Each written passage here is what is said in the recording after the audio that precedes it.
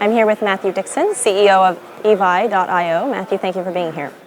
Pleasure, Ashley. Nice to be here. Tell me about your work. We are a decentralized ratings company. The reason this came about was because of the problems that we all experienced in 2008 with the financial crisis, and we believe that was a failure of the ratings, financial ratings.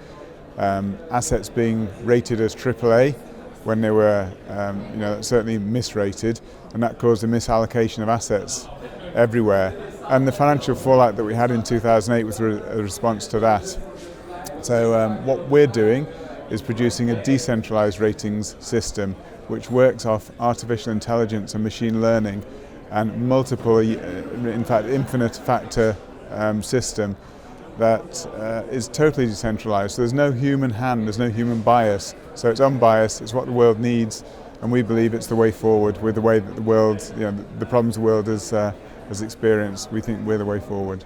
There certainly are a lot of problems, and many individuals and governments are concerned about the future of inflation, and you have some predictions about what might be on the horizon. Tell us about that. I actually think we're still responding to what happened in 2008, and we had a lot of stimulus back in 2008 to try to pull us out of that crisis. That stimulus, basically QE or money printing, it's causing issues now because we've had the COVID crisis, so we've had to have further money printing, so there's a massive amount of money entered the system, so massive liquidity.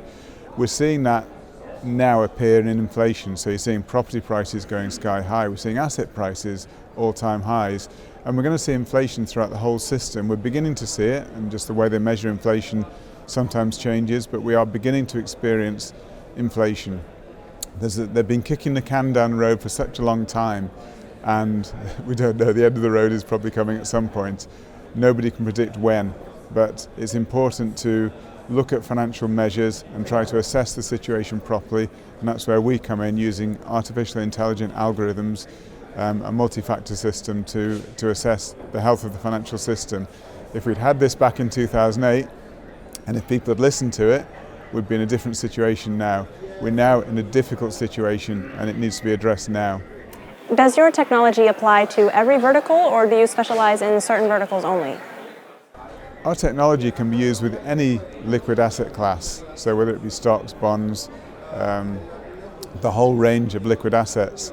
So our research team, we have a very solid foundation of research within our research team. So we're led by Professor Andros Gregorio. He leads our research team. He's an eminent professor, had over 100 academic papers published. He's an advisor to the Bank of England, so he's well recognized. We've got somebody who's been with Bank of America for 15 years. We've got other heavyweight researchers who are really adding their weight to what we're doing. And it's groundbreaking. We're creating new ways to assess liquidity, to assess risk, and to communicate this to investors everywhere, big and small. Big and small, certainly a path forward. Matthew, thank you for being here. Thank you very much. Thank you, Ashley.